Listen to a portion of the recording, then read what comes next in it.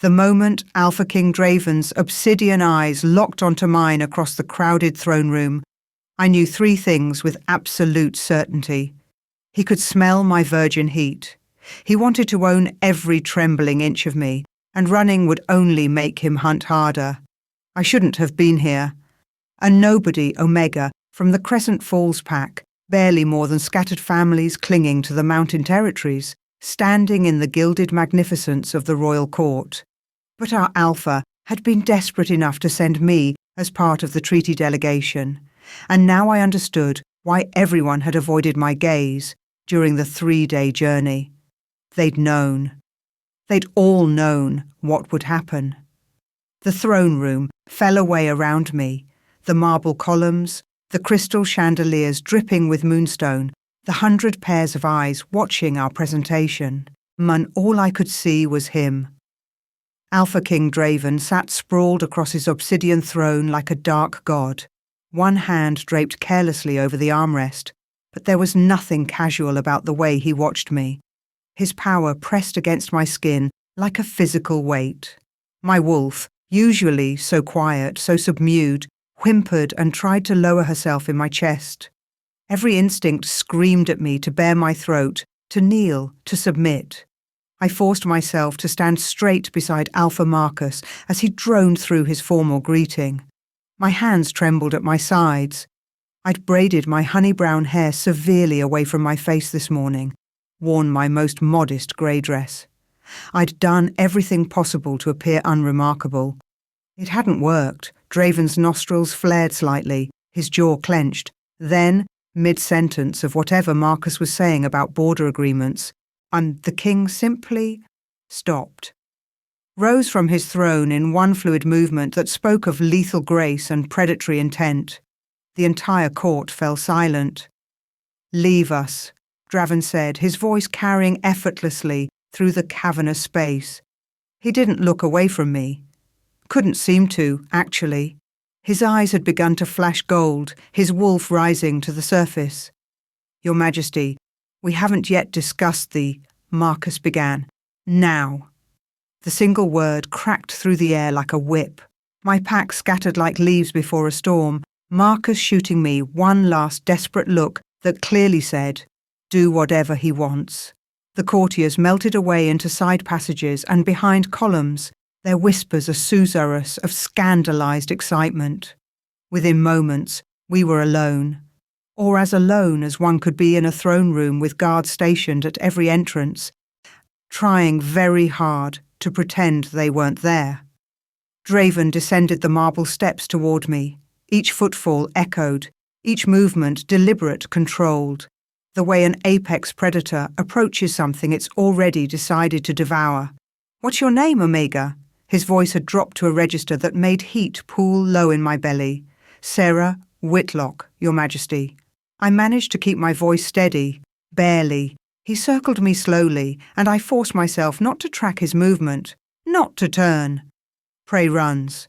Prey fights. I would do neither. I would stand here and survive this encounter and get back to my pack with our treaty intact. "Do you know what you are to me, Sarah Whitlock?" He stopped directly behind me, close enough that I could feel the heat radiating from his body. I smell his scent, pine and smoke and something wild that made my wolf keen with recognition. "No, Your Majesty, my fated mate." He breathed the words against the shell of my ear, and I couldn't suppress my shiver. "The gods themselves tied your soul to mine. I can smell it in your blood. Can you feel it?" I could. Oh, I could. The mate bond was supposed to be beautiful, sacred, a gentle pull toward your other half. This felt like hooks sunk into my chest, like an invisible chain wrapping around my throat. There was nothing gentle about it. "Yes," I whispered. And yet, he moved to stand before me, tilting my chin up with one finger so I had to meet those burning golden eyes. "You're terrified of me." It wasn't a question. I didn't bother denying it. Something flickered across his face. Satisfaction, perhaps. Or approval. "Good. You should be." He released me and strode back toward his throne, but didn't sit. Instead, he turned to address the shadows. Summon the court back. Now. Within minutes, the throne room refilled. My pack members clustered near the entrance, Marcus's face tight with barely concealed anxiety. The courtiers reformed their glittering assembly, all jewels and silk and predatory curiosity. Draven raised his hand for silence. The moon goddess has blessed this court with the revelation of my fated mate. His voice carried perfectly, and I watched shock ripple through the crowd. Omega Sarah Whitlock of the Crescent Falls pack. Murmurs erupted. Marcus looked faint with relief. This was good news. A fated mate bond between our packs would guarantee protection, resources, everything we desperately needed. However, Draven continued, and the temperature in the room seemed to drop 10 degrees.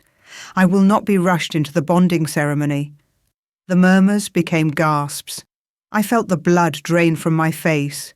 Sarah will remain here as my personal attendant for 1 month. At the end of that time, if she has proven suitable, I will accept the bond. His eyes found mine across the distance, dark promise in their depths. If not, I will reject it, and she may return to her pack. The court exploded into barely suppressed chaos. This was unheard of. Fated mates didn't require trials. The bond was sacred, immediate, unbreakable. Unless an Alpha King decided otherwise. Marcus caught up to me in the hallway hours later, after I'd been assigned chambers in the palace's Omega wing. His weathered face looked older than his 40 years. You understand what you have to do. Not a question, a statement. Comply, I said flatly. Submit. Hope he doesn't kill me. Sarah? He grabbed my shoulders, desperation making his grip too tight. Our pack won't survive another winter without royal protection. The rogues are getting bolder. Last month they took 3 of our children. 3. His voice cracked. You're our only hope. I wanted to scream at him, to rage that he'd sent me here like a sacrificial lamb, that he'd known what would happen, that I was 22 years old and had never even been kissed, and now I was supposed to somehow survive a month of whatever dark games an Alpha King wanted to play with his reluctant mate. Instead, I just nodded. I understand. That night the summons came. A stone-faced beta delivered the message. His Majesty requests your presence in his private chambers. Immediately. The walk through the palace corridors felt like a death march. My heart hammered so hard, I thought it might crack my ribs. The beta left me outside massive double doors of carved black wood, and I stood there for a long moment, trying to remember how to breathe. Then the doors opened from the inside. Draven stood silhouetted against firelight, and he'd shed the formal regalia from earlier. Now he wore only dark pants and a partially unlaced shirt that exposed the powerful lines of his chest. His dark hair fell carelessly across his forehead, making him look younger, more dangerous. "Come in, little Omega." His voice was silk over steel. "We have much to discuss." I stepped inside. The doors closed behind me with a sound like a coffin lid. His chambers were vast, all dark wood and leather and books, dominated by a massive bed that my mind refused to focus on. He moved to pour 2 glasses of wine from a crystal decanter. "I don't drink," I managed. "You will tonight." He pressed the glass into my hand, his fingers brushing mine deliberately. "For courage." He began to circle me again.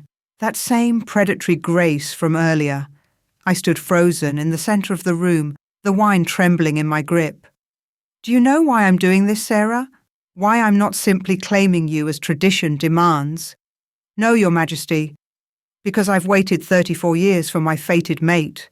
He moved behind me, his breath stirring my hair. 34 years of watching other alphas find their bond, while mine remained empty. And now the gods send me you, a fragile little Omega who looks like she might break if I touch her too hard. His hand settled on my waist, burning through the thin fabric of my dress. I gasped. "So, I'm going to take my time," he murmured against my neck. 1 month to learn every inch of your body, every sound you can make, Every way I can take you apart and put you back together. His thumb traced slow circles on my hip. By the time I'm done, you'll be so thoroughly mine that the thought of anyone else touching you will make you sick. Please? I didn't know what I was begging for. He turned me to face him, the wine glass rescued from my nerveless fingers and set aside. Both hands framed my face now, forcing me to meet his molten gaze. I will fit my every inch into your innocent body, little Omega, he whispered. I'd his thumb tracing my lower lip. And you'll beg me for more. His head lowered toward mine, and I knew he was going to kiss me, claim that first intimacy, and there would be no going back. The doors burst open. Draven's head snapped up, a snarl tearing from his throat as a guard stumbled in, his face sheet white. Your Majesty, forgive me. There's been a massacre at the northern border, the Shadowfang Pack. Everyone, women, children, all of them. The temperature in the room plummeted. Draven's eyes bled completely to gold, his wolf rising to the surface. The raw power emanating from him made my knees buckle. How many? His voice came out barely human. 247 dead, Your Majesty. The rogues left a message. They're coming for the capital next. For a long moment, Draven didn't move. Then he released me so abruptly, I staggered. When he looked at me again, there was nothing remotely human in his eyes, only a killer's cold promise. Go back to your chambers, Sarah. Each word was precise, controlled, terrifying. Don't think this saves you. I always finish what I start. He strode past me toward the doors, already barking orders, already becoming the ruthless king his people needed. I stood there trembling in the centre of his chambers, my lips still tingling from the kiss that never happened, and wondered if I should be grateful for the interruption, or if I'd just been granted a temporary stay of execution. Wanting to see what would happen next, subscribe to this channel to get to listen to more of our upcoming exciting stories. Click on the subscribe button now. Thank you. Chapter 2. I didn't sleep. Or how could I, knowing what awaited at the northern border? Knowing that 247 people, families, children, had been slaughtered while I'd stood in the Alpha King's chambers, trembling under his dark promises. The summons came before dawn. His Majesty requires your presence for the border investigation, the same stone-faced beta from last night announced. He didn't meet my eyes. Dress warmly. We leave in 10 minutes. Why does he need me? The words escaped before I could stop them. The beta's jaw tightened. His Majesty doesn't explain himself to Omegas. 9 minutes now. The journey north took 3 hours on horseback. I'd been given a gentle mare, but I still ached from the unfamiliar saddle, my thighs burning as we climbed into the mountains. Draven rode at the head of our group, 20 elite warriors, and 2 trackers, and me. He hadn't looked at me once since we'd departed. I tried not to look at him either. Failed constantly. He sat his black stallion like he'd been born there, every movement fluid and controlled, despite the obvious fury radiating from him. He'd dressed for war, leather and weapons, his dark hair tied back, exposing the sharp lines of his face. This was the Alpha King his enemies feared, and I suddenly understood why entire packs had bent the knee rather than face him in battle. We smelled the Shadowfang Pack before we saw it. Death has a scent. Copper and rot and something else, something that makes your wolf howl in grief even when you don't know the dead. My mare balked, eyes rolling white. I had to dismount and lead her the last quarter mile. The pack settlement had been built into a valley, and perhaps 60 structures ranging from small cabins to a respectable pack house. Or it had been. Now smoke still curled from burned buildings. Bodies lay where they'd fallen, in doorways, in the street sprawled across what had once been a children's playground. I pressed my fist to my mouth, fighting nausea. Stay close, Draven said, his first words to me all morning. He'd appeared at my elbow without sound, and I jumped. Don't wander, don't touch anything. Why am I here? I managed through my shock. His eyes met mine, still more gold than black. Because I need your scent nearby to stay controlled. This much death? My wolf wants blood, wants to hunt, tear, kill. His hand fisted at his side. But your presence, the mate bond, it helps center me. So stay close. It was the most honest thing he'd said to me, and somehow that made it worse. The warriors fanned out, checking for survivors, examining the carnage for clues. I followed Draven like a shadow as he moved through the settlement, his face a mask of cold rage. He knelt beside bodies, noted wounds, studied the pattern of the attack with a tactician's eye. Organized, he muttered to his head warrior, a scarred beta named Cade. Not random rogue violence. They knew exactly what they were doing, coordinated, planned. The pack house was hit first, Cade reported grimly, took out the Alpha and his inner circle before they could mount a defense. The rest was slaughter. I drifted away from them slightly, my attention caught by something near the tree line. The bond, or perhaps Draven's permission, gave me a bit of freedom to move. Something glinted in the dirt near what had been a garden. Half buried under scattered earth. Without thinking, I knelt and brushed away the soil. A medallion. Silver, about the size of my palm, attached to a broken chain.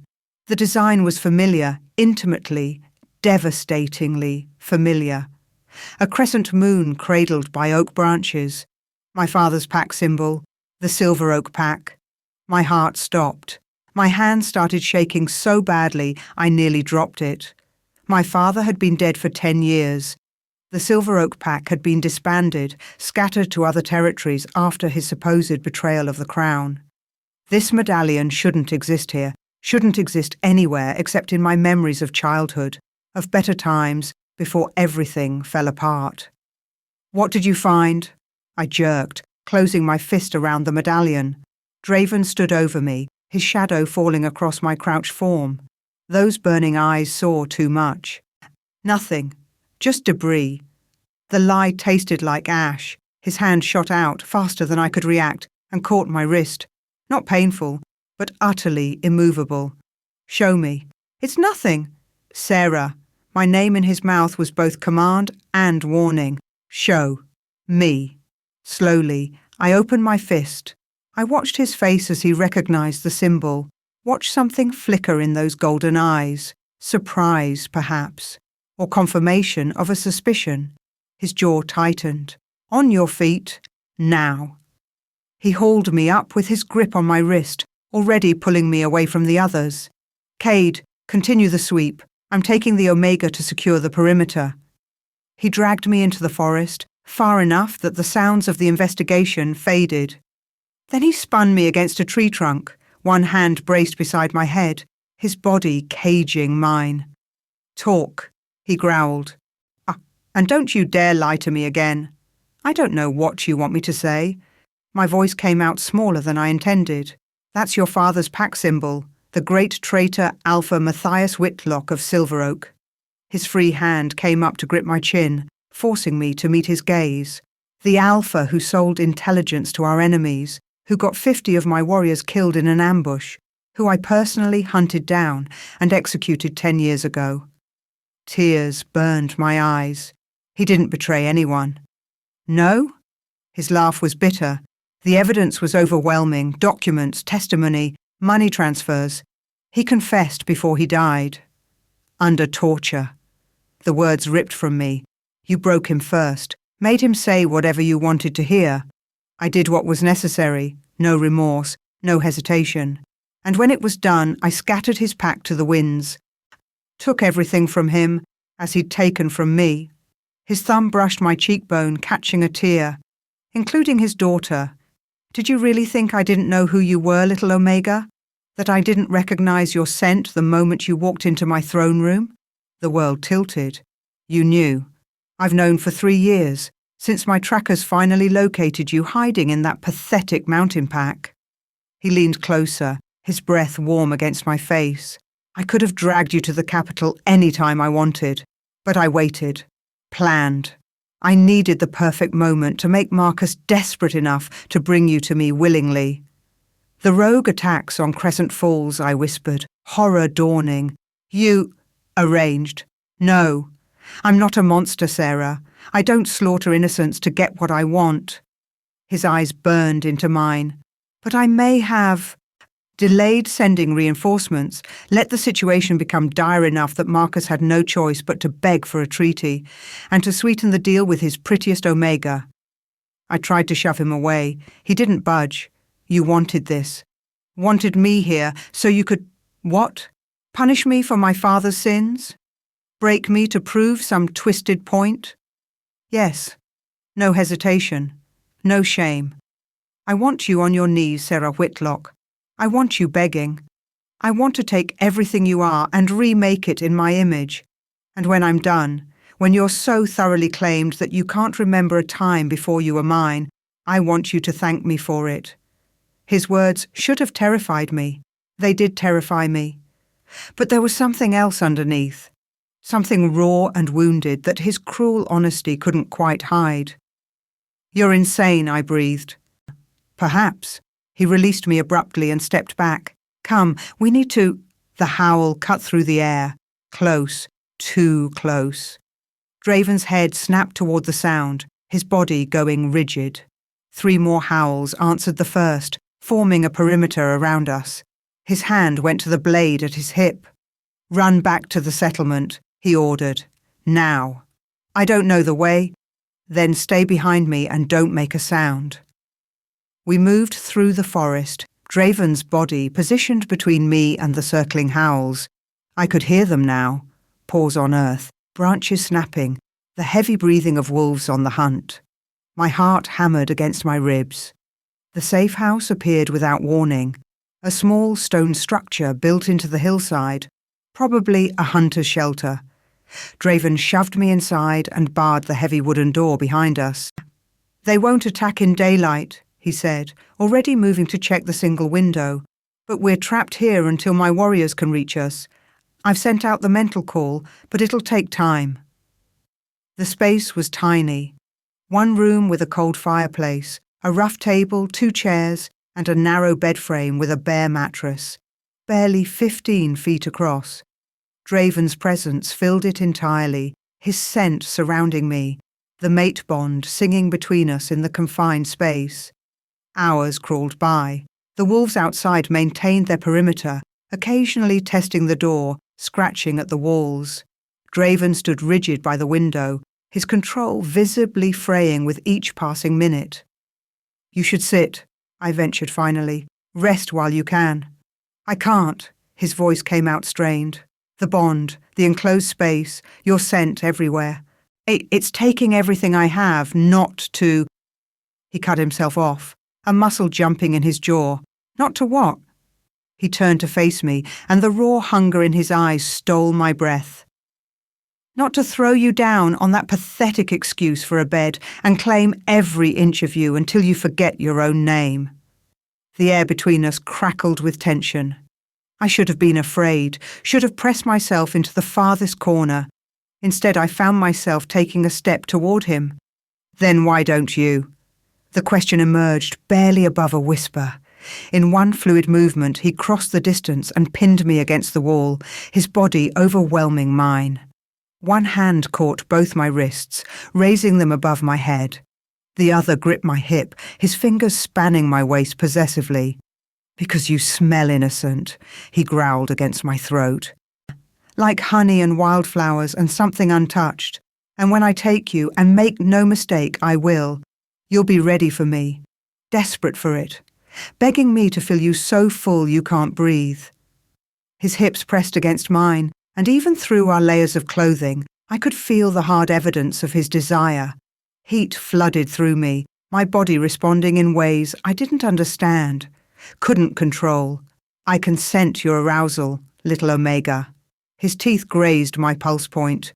Your body knows what it wants, even if your mind hasn't caught up yet. You'd be so tight around me, so perfect. I'd have to work myself into you slowly, inch by inch, until you learned to take all of me. A whimper escaped my throat. Need or fear, I couldn't tell which. And then, inexplicably, he jerked back, stumbled away from me like I'd burned him.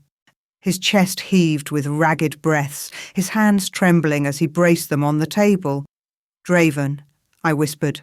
He turned, reaching for the hem of his shirt, and yanked it over his head in one swift motion. I gasped. His back was a tapestry of scars. Not the honourable wounds of battle, but something else entirely. Precise, systematic, the kind of scars left by torture, by someone who knew exactly how to cause maximum pain without killing. "This is what happens when you're weak," he said, his voice hollow. "When you trust the wrong people. When you fail to protect what matters. Who did this to you? Does it matter?" He didn't turn around.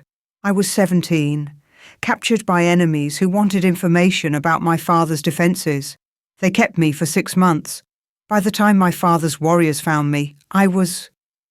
He stopped, started again. "I learned valuable lessons in that cell, Sarah, about power, about control, about what happens when you let yourself be vulnerable." Understanding crashed over me. "So you make yourself the monster instead, the one everyone fears, the cruel Alpha King who takes what he wants and breaks anyone who stands in his way. It's not a disguise." He finally faced me, and the emptiness in his eyes made my chest ache. "This is who I am, who I had to become to survive, to rule, to never be that helpless, broken boy again." I should have hated him, for what he did to my father, to my pack, to me. But looking at him now, scarred and trembling and fighting so hard to maintain the monster's mask, I felt something far more dangerous than hate. "You're not as heartless as you pretend to be," I said softly. His laugh was sharp, humourless. "Aren't I? I told you I delayed help to your pack, let children die, manipulated you into my bed. To punish yourself as much as me, I think." That stopped him.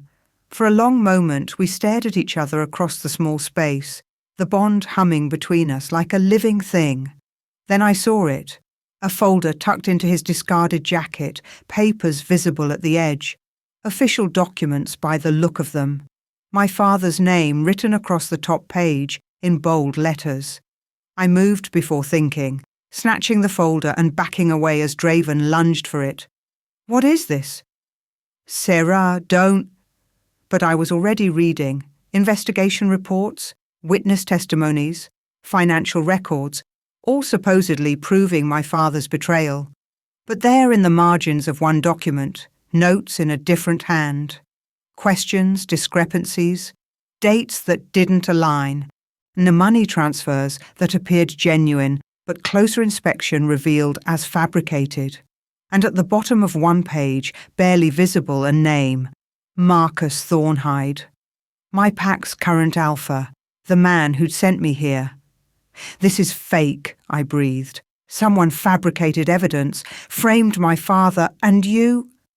I looked up at Draven, whose face had gone carefully blank. "You've known. How long have you known?" 2 years? His voice was flat. "I started reviewing old cases, looking for patterns in rogue attacks, found inconsistencies in your father's trial, started investigating." 2 years. My hands were shaking so hard the papers rattled. "You've known for 2 years that my father was innocent, and you said nothing, did nothing." "I did plenty," his eyes flashed. "I've been tracking down everyone involved in the conspiracy. 7 men are already dead. 3 more are in my dungeons, and they will tell me everything before I'm through with them." "And what about my father?" My voice broke. "What about the 10 years I spent believing he was a traitor? What about his pack, scattered and broken? What about..." The words choked off in a sob. Draven moved toward me, but I held up a hand, stopping him. "Did you kill him?" I demanded. "Even if he was framed, did you execute an innocent man?" His jaw tightened. For a long moment he said nothing. Then, "Yes." The single word was a knife to my heart. "But there are no buts, Sarah. The evidence appeared solid at the time. He was sentenced lawfully, and I carried out the execution myself." His eyes met mine, and there was something almost like regret in their depths. I won't dishonor your father's memory by claiming I didn't enjoy it. I thought he was responsible for the deaths of my warriors. I wanted him to suffer, so I made sure he did. Tears streamed down my face. Monster. Yes. He took another step closer.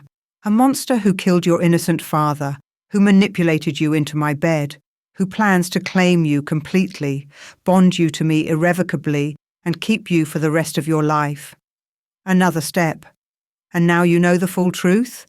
Now you understand exactly what I am. I should run.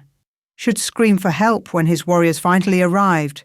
Should do anything except stand here while he approached like a predator, stalking wounded prey.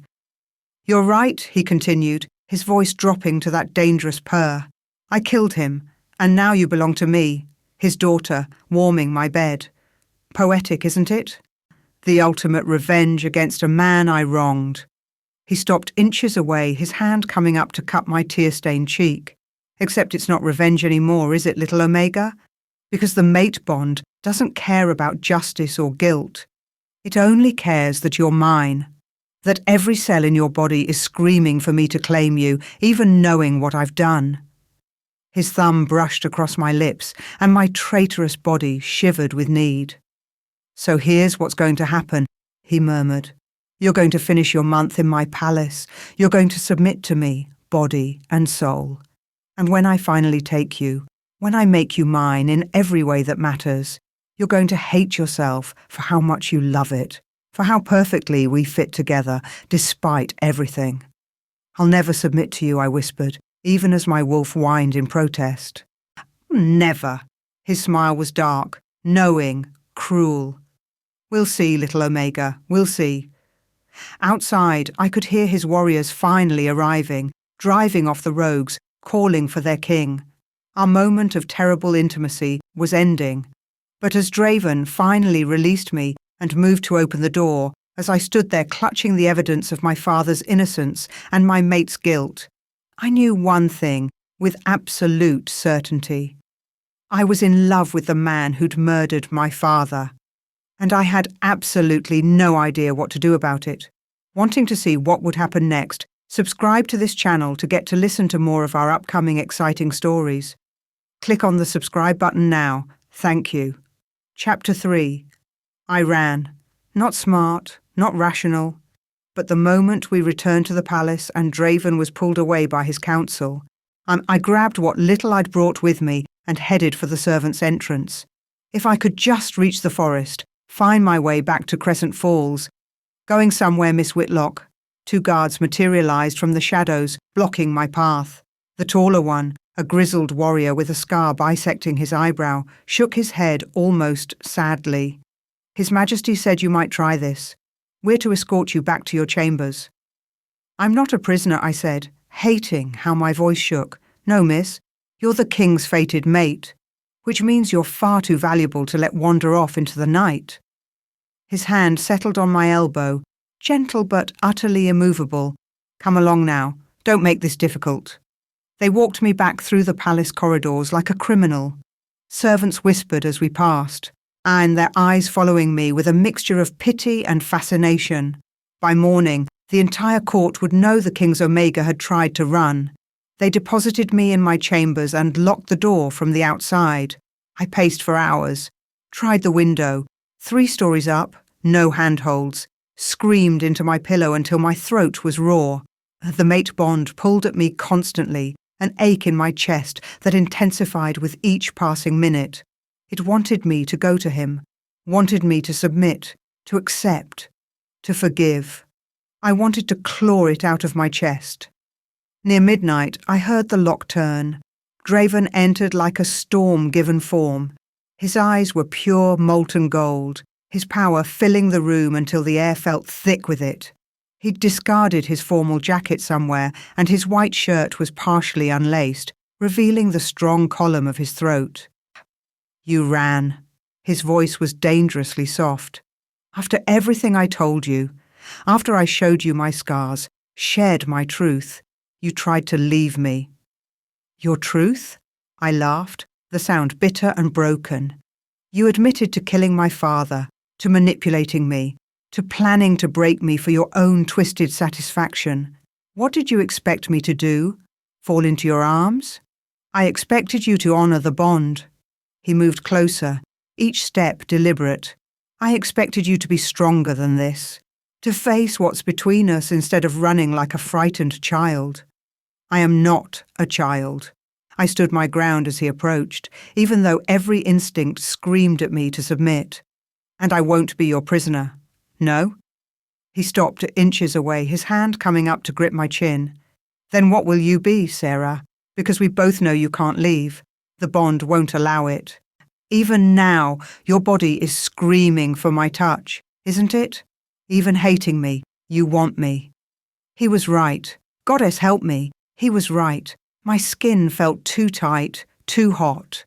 The space between us hummed with tension, and despite everything, the lies, the manipulation, my father's death, I wanted to close the distance, wanted to feel his hands on me, his mouth, his... I hate you, I whispered. I know. His thumb traced my lower lip. But you want me anyway, and I'm done waiting, little Omega. Done being patient while you process and grieve and rage. Tonight I'm going to make good on every dark promise I've made. Tonight I'm going to claim what's mine. He kissed me. Not gentle, not asking permission. His mouth crashed down on mine with bruising intensity, one hand fisting in my hair while the other gripped my waist. Akim pulling me flush against his body. I gasped, and he took advantage, his tongue sliding against mine in a claiming that left no room for doubt about his intentions. I should have fought, should have bitten, scratched, screamed. Instead, I kissed him back. All the rage, the grief, the confusion, it poured out of me into that kiss. My hands found his shirt and twisted in the fabric, holding him to me even as I hated myself for it. He growled low in his throat, the sound vibrating through both our bodies, and suddenly we were moving. He walked me backward until my legs hit the bed, then bore me down onto it, his weight settling over me in a way that should have felt threatening, but instead felt inevitable. I'm going to strip you bare, he murmured against my throat, his teeth grazing my pulse point. Every layer, every defense, until there's nothing left but truth between us. His hand found the laces of my dress, tugging at them with practiced ease. And then I'm going to touch you everywhere, learn every sound you make, every place that makes you gasp and whimper and beg. The dress loosened. His fingers traced my collarbone, the swell of my breasts above my chemise, the curve of my waist. Each touch sent fire through my veins, made my wolf keen with need. You've never been touched like this, have you? His hand splayed across my stomach, his thumb brushing the underside of my breast. Never had a man's hands on your skin, learning what makes you burn. No, I managed, my breath coming in short gasps. Good. His eyes met mine, blazing with possessive satisfaction. You'll only ever know my touch. Only ever burn for me. He pushed the dress down my shoulders, exposing more skin, and his mouth followed the path his hands had traced. I arched into him, a moan escaping my throat, and felt him smile against my skin. That's it, little Omega. Let me hear you. Let me... Power exploded through me. Not the gentle warmth of an Omega's wolf, not the steady strength of a beta. This was something else entirely, a silver light that erupted from my skin, throwing Draven backward across the room. He hit the wall hard enough to crack the plaster, his eyes wide with shock. I scrambled to my feet, my dress hanging open, my entire body glowing with that strange silver radiance. My wolf had surged to the surface, but she felt different, stronger, almost dominant. What? Draven pushed himself upright, wariness replacing the hunger in his eyes. That's not possible. Omegas don't have that kind of power. Maybe I'm not just an Omega. The words came out in a voice that didn't quite sound like mine, layered, resonant, touched with something ancient. Maybe there's more to me than you realized. For the first time since I'd met him, the Alpha King looked uncertain, vulnerable. The silver light intensified, and suddenly I could see, really see, through the bond between us. See past his carefully constructed walls, his cruel words, his monster's mask. See the truth underneath. You didn't kill him, I breathed. My father, you didn't execute him. Draven's face went white. Sarah! Tell me the truth. The command cracked through the air with alpha force, and I watched him flinch. Watched the king himself respond to the dominance in my voice. No more games, no more manipulation. The real truth. Now. For a long moment, he just stared at me. Then slowly, his shoulders sagged. The mask crumbled. And what was left behind was a man in agony. I tried to save him, he said, his voice breaking. When I realized something was wrong with the evidence, when I started questioning the witnesses, I tried to stop the execution, but I was too late. My own counsel had already... He stopped, swallowed hard. They moved up the timeline without telling me. By the time I reached the execution grounds, he was already dead. No, but even as I denied it, I could feel the truth of his words through the bond. Could feel his guilt, his grief, his rage at himself. They told me you did it yourself, that you... I lied. He met my eyes, and the raw pain in them nearly broke me. I let everyone believe I'd carried out the execution because I couldn't admit the truth, that I'd lost control of my own counsel, that I'd failed to protect an innocent man, that I was weak. You're not weak, I whispered, the silver light fading as understanding dawned. You were 17 when you were captured, tortured. You came back determined to never be powerless again, to control everything and everyone. But you can't control guilt, can you? Can't control grief? No. He slumped against the wall, looking more exhausted than I'd ever seen him. I've spent 10 years trying to find everyone responsible, trying to make it right. But nothing brings him back, and nothing erases what happened. I moved toward him slowly, my dress still hanging open, my heart thundering in my chest. Why didn't you just tell me? Why the cruelty, the games, the threats? Because I don't deserve you. The words came out raw, honest. You're his daughter, the one good thing that survived that travesty. And I'm the king who failed to save him. I thought if I could make you hate me, if I could push you away with cruelty, maybe the bond would break. Maybe you'd be free of me. That's not how mate bonds work. I know. His laugh was hollow. But I had to try. Had to do something to punish myself for wanting you so desperately when I have no right to you at all. I reached him, my hand settling on his scarred chest, feeling his heart race under my palm. You're an idiot. Probably. Definitely. I looked up at him, this broken, complicated man who'd lied and manipulated and hurt me, but who'd also been trying to protect me in his own twisted way. We need to find out who really orchestrated my father's death, who manipulated your counsel. I know who it was. His hand covered mine. I've known for 6 months. I've been gathering evidence, building a case strong enough that the council can't ignore it. Who? Marcus Thornhide. The name hit like a physical blow. My alpha. But he's the one who sent me here. Understanding crashed over me.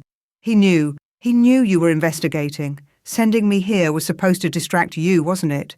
Make you focus on revenge instead of justice. Or kill 2 birds with 1 stone. Draven's jaw tightened. Destroy you as the last remnant of your father's pack, and keep me tangled up in guilt and desire while he consolidates his power. What power? He's alpha of a nothing pack in the mountains. Not for long. Draven pulled away from me. I'm moving to his discarded jacket and extracting a folder of documents. Marcus has been orchestrating rogue attacks across 3 territories, weakening established packs, then swooping in to rescue them and absorbing them into his alliance. In 6 months, he's gone from controlling 200 wolves to over 1,000. I stared at the documents, attack reports, witness statements, financial records, all pointing to Marcus as the architect of a carefully planned coup. The Shadowfang massacre, I breathed. He did that too, and left your father's medallion there for you to find. He wanted us divided, wanted me distracted by you, wanted you to hate me, wanted both of us too busy destroying each other to see what he was really doing. We need to expose him. I was already moving, grabbing my discarded dress, unlacing it with shaking fingers. Bring this to your council, to... It's not that simple. Draven caught my hands, stilling them. Marcus has allies in my court. I don't know who they all are yet. If I move too soon, they'll destroy the evidence and disappear. We need to draw him out. Make him overconfident enough to reveal himself completely. How? His eyes met mine, and I saw the plan forming behind them. We let him think he's won. Let him believe we're too busy tearing each other apart to see his machinations, and then, when he makes his move, we destroy him. The words came out cold, vicious. My wolf approved, that strange silver power humming under my skin. A knock at the door made us both freeze. Draven moved to answer it, keeping himself between me and whoever stood outside. It was Cade, the head warrior, his face grim. "Ah, Your Majesty, Marcus Thornhide has arrived at the palace. He says he's here to negotiate for his Omega's release, that you're holding her against her will." Draven's smile was predatory. "Perfect. Send him to the throne room. Tell him I'll see him within the hour." "Are you sure that's wise, Your Majesty? If he's really behind." "He is, and he's about to make a critical mistake." Draven turned to me. "Get dressed properly. We're going to give Marcus exactly what he wants, a front row seat to our destruction." 45 minutes later, I stood beside Draven's throne in a borrowed gown of midnight blue, my hair arranged in an elaborate style that had taken 2 servants to achieve. I looked like a proper Luna, felt like a weapon being sharpened for war. Marcus entered the throne room flanked by 2 of his betas, and my wolf snarled at the sight of him. How had I never seen it before? The calculation in his eyes, the barely concealed ambition, the way he assessed everything and everyone as pieces on a game board. "Your Majesty?" Marcus bowed, but there was insolence in the gesture. "I've come to retrieve my pack member. Sarah was sent as part of a diplomatic delegation, not as your personal plaything." "Is that what she told you?" Draven's voice was bored, disinterested. "Interesting. The way I recall it, you offered her as part of the treaty negotiations. A gift to sweeten the deal." "I did no such thing." Marcus's face reddened. "I demand you release her immediately, or what?" Draven leaned forward, his eyes flashing gold. "You'll declare war? You and what army, Alpha Thornhide? Your scattered mountain pack against the might of the crown?" "I'm not alone." Marcus's smile was ugly. "I have allies, other alphas who are tired of your tyranny. You're..." "Careful." The word cracked like a whip. "You're very close to treason." "Am I?" Marcus looked between us, and I saw the moment he decided to play his final card. "Or am I simply speaking truth that everyone's too afraid to voice? That you're a broken, scarred excuse for a king who's so obsessed with a dead traitor's daughter that you can't see what's happening in your own kingdom?" The throne room went deathly silent. "What are you implying?" Draven asked, his voice dangerously soft. "That you're weak? That the mate bond has made you vulnerable? That perhaps it's time for new leadership?" Marcus turned to address the assembled courtiers. "Did you know that the king has been investigating his own council? That he's so paranoid and unstable he sees conspiracies everywhere? That he's dragged this poor Omega into his delusions?" Enough. Draven rose from his throne, power radiating from him in waves. "You will cease this slander immediately, or you'll what? Kill me like you killed Matthias Whitlock?" Marcus's grin was triumphant. "Oh yes, I know all about that. How you executed an innocent man in your rage, how you've spent 10 years trying to cover up your mistake, how you're trying to do the same to his daughter. Break her, claim her, make her pay for her father's sins." "My father had no sins," I said quietly. Marcus's attention snapped to me. "Stay out of this, girl. This is between..." "My father was murdered." I stepped forward. Iran felt that silver power begin to stir again, framed by someone who wanted to destabilize the kingdom, who wanted to create chaos they could exploit for their own gain. Ridiculous. The evidence was fabricated by you. I met his eyes and watched his confidence flicker. We know everything, Marcus. The false documents, the witness intimidation, the money you funneled through offshore accounts to make it look like my father was being bribed. We know about the rogue attacks you've been orchestrating, about the pacts you've been absorbing, about your plans for a coup. You have no proof, Marcus snarled, don't we? Draven gestured, and Cade stepped forward with the folder of evidence. Bank records, witness testimonies from rogues in my dungeons, documents with your seal. All of it pointing to you as the architect of a 10-year conspiracy to seize the throne. Marcus's face went white, then red with rage. You think you've won? You think exposing me changes anything? He laughed, the sound edged with madness. You're right that I orchestrated Matthias's death, right that I've been building my power base, but you're wrong about one thing. I'm not the real threat you should be worried about. Then what should I be worried about? Draven demanded. Marcus's eyes locked on me and his smile turned vicious. Her, your precious fated mate. Do you have any idea what she really is? What's been sleeping inside her all these years? The silver power flared under my skin, responding to his words. Several courtiers gasped, backing away from me. Sarah isn't just an Omega, Marcus continued, on his voice rising with fanatic intensity. She's a lost Luna, an alpha female so rare their thought extinct. Her father was one too. That's why I had to kill him. He would have been too powerful to control once his abilities manifested. That's impossible, Draven said, but his eyes had locked on the silver light emanating from my skin. Lost Lunas are a myth. Are they? Marcus gestured at me. Look at her. The power radiating from her right now would put most alphas to shame. And it's only just beginning to wake up. In a few months, maybe a year, she'll be stronger than you, Draven. Strong enough to challenge you for the throne. Strong enough to protect her mate, I interrupted, the layered voice returning. Strong enough to defend her kingdom. Strong enough to destroy those who threaten what's mine. The last word came out as a growl, and I felt my wolf surge to the surface completely. Silver light exploded through the throne room, and when it faded, I stood transformed. Not fully shifted, but something in between. My eyes glowed silver white, my aura pressing against everyone present with undeniable dominance. I was an alpha female, a lost Luna, the rarest and most powerful type of shifter in existence, and I had just awakened. Marcus stumbled backward, terror replacing his earlier confidence. You see? She's a monster. She'll destroy everything. The only monster here is you, Draven said coldly. Guards, arrest Marcus Thornhide for high treason, conspiracy to murder and crimes against the crown.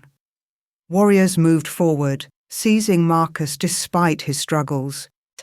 But even as they dragged him toward the dungeons, his laughter echoed through the throne room. You think you've won, but you've just unleashed something you can't control. She'll consume you, Draven. Her power will burn through everything you've built. The Lost Lunas destroyed themselves last time. What makes you think she'll be any different? The door slammed shut on his ravings. I stood in the center of the throne room, silver light still pulsing under my skin. Every eye in the court locked on me with a mixture of awe and fear. Draven moved to stand beside me, his hand finding mine. Well, he said quietly, only loud enough for me to hear, this complicates things. Does it? I looked up at him, this scarred, complicated man who was my fated mate. Or does it simplify them? That depends. His thumb traced circles on my palm. Are you going to try to take my throne? No. The silver light faded slightly as I smiled. I'm going to help you keep it. Together. Together, he echoed, and for the first time since I'd met him, his smile was genuine, unguarded, real. But even as we stood there, United at last, I couldn't shake Marcus's final words. The lost Lunas had destroyed themselves. Their power had been too much, too unstable, too dangerous. What if he was right? What if the power awakening inside me was destined to consume everything I loved? What if saving the kingdom meant destroying myself? The silver light pulsed once more, and deep inside, I felt something else stir. Something ancient and powerful, and just beginning to wake. Whatever I was becoming, whatever this power meant, there was no going back now. I was a lost Luna. And the real story was just beginning.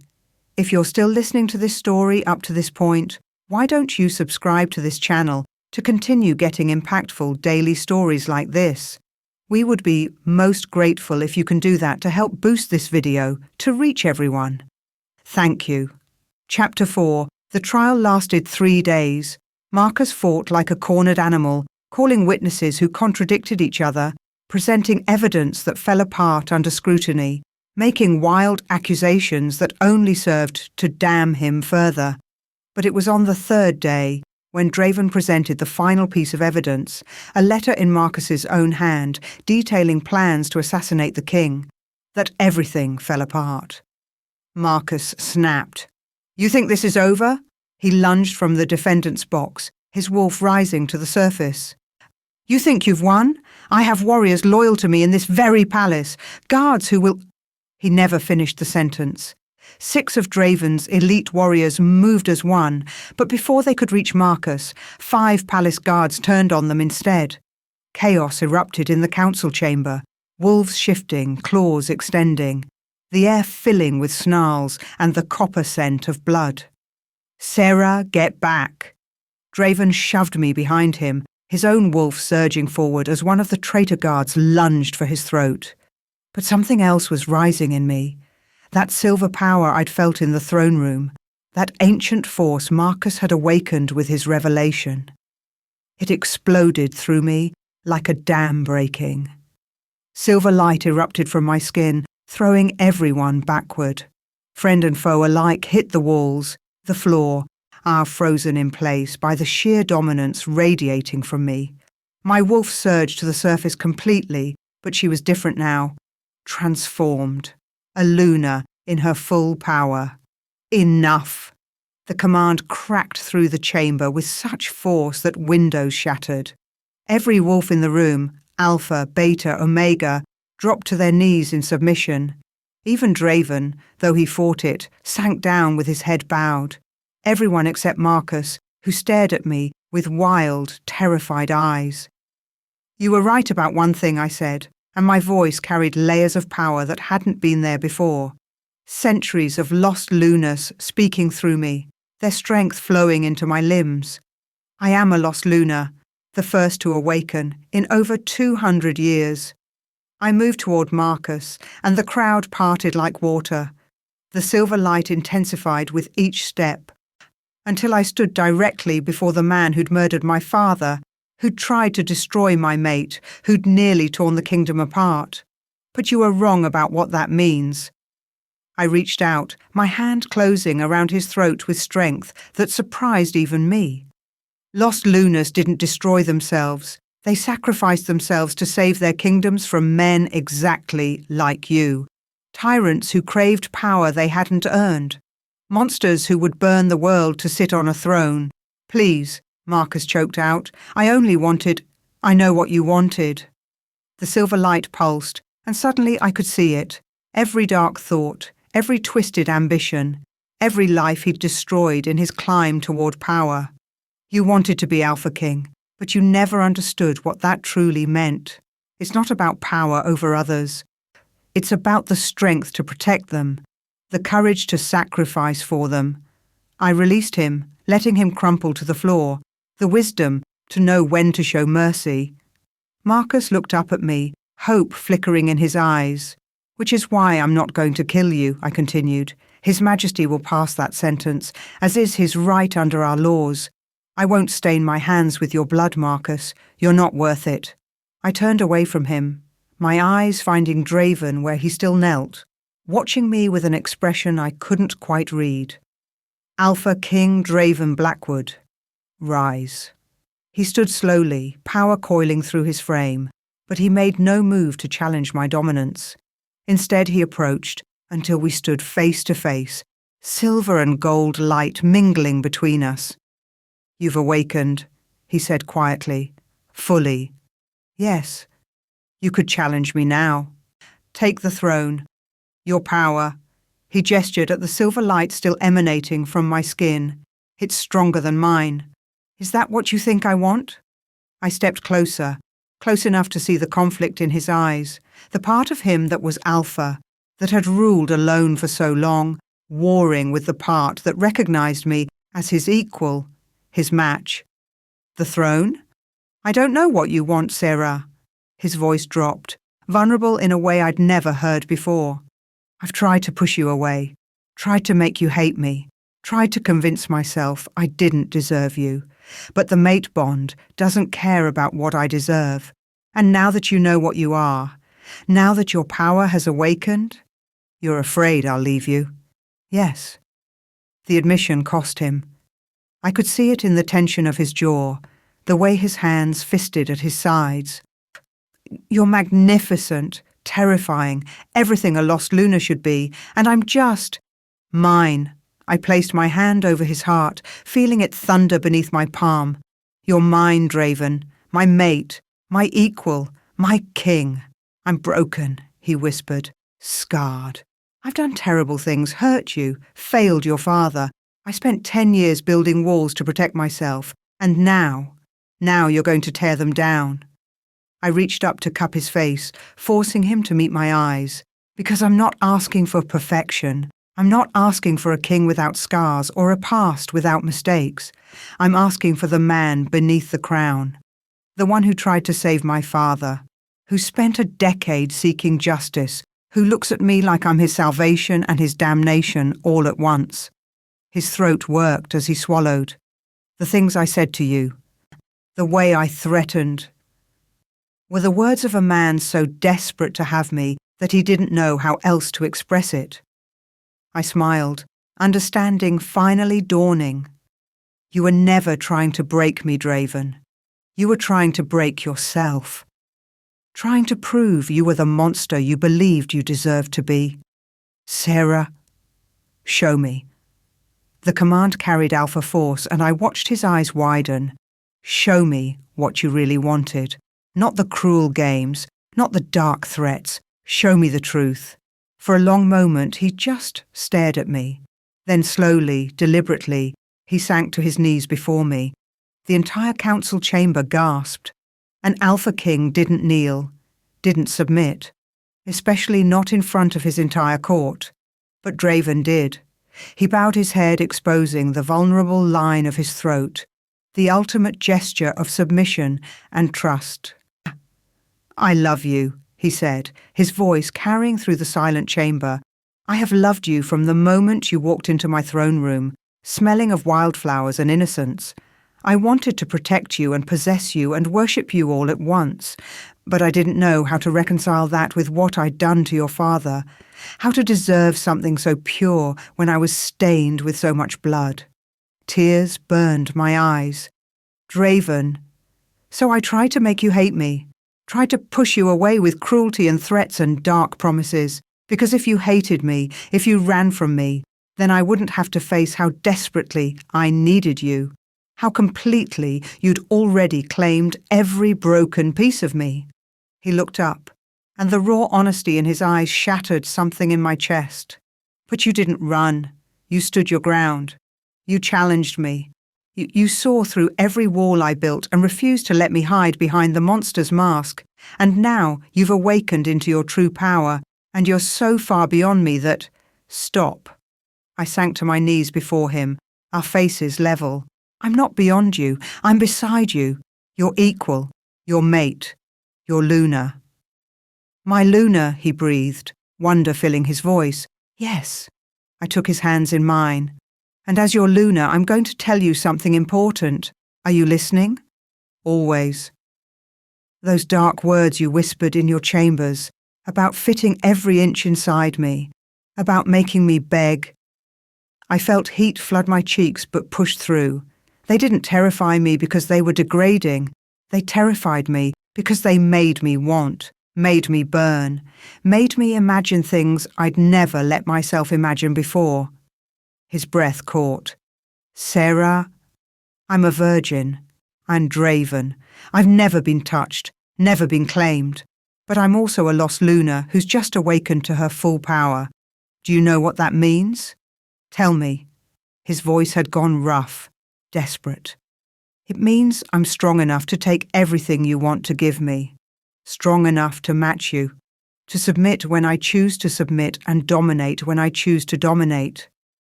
I leaned closer, my lips brushing his ear.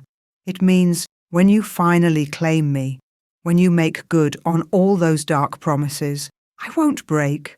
I'll burn. A growl rumbled through his chest. The council can wait. I pulled back, my eyes finding Cade in the crowd. Execute Marcus Thornhide at dawn for high treason and murder. Arrest anyone who aided his conspiracy. The rest of you, leave, now. The command carried such force that the chamber emptied in less than a minute. Our Marcus was dragged away, still pleading. The traitor guards were chained. And then it was just Draven and me, kneeling on the council chamber floor, silver and gold light dancing between us. I need you, he said roughly. Need to claim you properly, complete the bond, but not here, not like this. Then take me to our chambers. I stood, pulling him with me, and show me what you really meant by all those dark promises. We barely made it to his private chambers before the bonds pool became unbearable. The moment the doors closed behind us, Draven had me against the wall, his mouth crashing down on mine with desperate hunger. Tell me if I'm too rough, he growled against my lips. Tell me if it's too much. It's not enough. I fisted my hands in his shirt, pulling him closer. I want everything, Draven. Everything you've been holding back. He made a sound somewhere between a growl and a groan, and then his hands were everywhere, unlacing my gown, sliding beneath fabric, finding bare skin that had never been touched by anyone else. Each caress sent fire through my veins, made my wolf keen with need. So soft, he murmured, his mouth trailing down my throat. So perfect. Mine. Yours, I agreed, gasping as his teeth grazed my pulse point. And you're mine. Yes. He lifted me easily, carrying me to his massive bed, the same bed I'd seen that first night, when he'd whispered those dark promises that had haunted my dreams. Completely yours, my fierce little Luna. He laid me down on silk sheets, standing back to look at me with such naked hunger that I should have felt vulnerable. Instead, I felt powerful, desired, chosen. I want to see you, I said softly, all of you, no more hiding. He stripped off his shirt, exposing the scarred perfection of his torso, the old wounds that spoke of torture, of survival, of strength forged in pain. Then the rest of his clothes, until he stood before me completely bare, his arousal evident. I'm going to worship every inch of you, he said, prowling onto the bed like the predator he was. Going to learn every sound you make, every place that makes you gasp and moan and beg. And then, his hands found the hem of my chemise, slowly dragging it upward. I'm going to claim you so completely that you'll never doubt who you belong to. Show me, I whispered. He did. His hands, his mouth, his entire focus narrowed to learning my body. Every touch reverent and possessive at once, every kiss a promise and a claim. He found places I didn't know could feel pleasure, drew sounds from me I didn't know I could make. And when he finally positioned himself above me, when I felt the hard length of him pressing against my entrance, he paused. This will hurt, he said softly, his control hanging by a thread. Just for a moment, but I promise, my Luna, I promise I'll make it good for you. I trust you. I pulled him down for a kiss. I love you, Draven Blackwood, my broken, scarred, beautiful Alpha King. I love you, Sarah Whitlock. He began to push inside, slow and careful despite the trembling in his arms. my fierce, powerful, magnificent Luna. The pain was sharp but brief, overwhelmed quickly by the sensation of fullness, of completion, of two souls finally joining as they were always meant to. The mate bond snapped into place completely. No longer just a pull but a living connection between us. He moved, and the pleasure built with each thrust, each caress, each whispered endearment. My power rose to meet his, silver and gold light twining together until the entire chamber glowed with it. "More," I gasped, my nails raking down his back. "Draven, I need—" "I know what you need." His pace increased, his control finally slipping.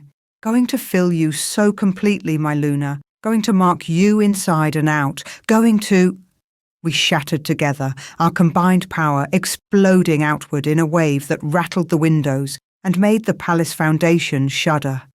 Through the bond, I felt everything he felt. The overwhelming pleasure, the soul-deep satisfaction, the absolute certainty that we were meant for this. For each other.